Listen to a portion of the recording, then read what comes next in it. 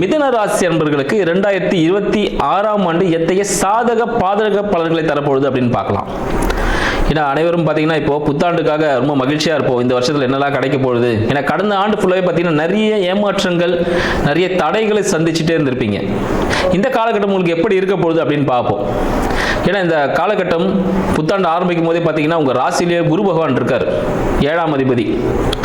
So குரு பார்த்தாலே கோடி நன்மை அப்படின்னு சொல்கிறோம். குரு பகவான் உங்கள் ராசியிலே வந்து அமர்ந்திருக்கார். ஒரு ஜூன் மாதத்தில் உங்களோட 2ஆம் பாவத்துக்கு போக போகிறார். அப்போ என்ன விதமான பலன்கள் இருக்க போகுதுன்னு பார்ப்போம். மிதுன ராசியின் அதிபதி புத பகவான் 7ல் இருக்கிறார். அவர் கூடவே சூரியன், செவ்வாய், புதன், சுக்கிரன் சொல்ற 3 கிரகங்களும் கூட இணைஞ்சிருக்கு. அப்போ என்னெல்லாம் நடக்கும்? மிகவும் அதிர்ஷ்டகரமான, மிகவும் லாபகரமான, இந்த வருஷத்தோட அதிர்ஷ்டசாலி யாருன்னு பார்த்தா மிதுன ராசி அன்பர்கள்னு சொல்லலாம். ஏன்னா அத்தகைய சிறப்பு இந்த வருடம் உங்களுக்கு காத்துட்டு இருக்கு. என்ன மாதிரியான சிறப்புகள் இருக்கு அப்படின்னு சொல்லிட்டு பார்ப்போம். சாதக பாதகங்களும் பார்த்துருவோம். மிதுன ராசி அன்பர்களுக்கு திருமணம் கைகூடக்கூடிய ஒரு ஆண்டாக இந்த ஆண்டு திகழப்போகுதுன்னு சொல்லலாம்.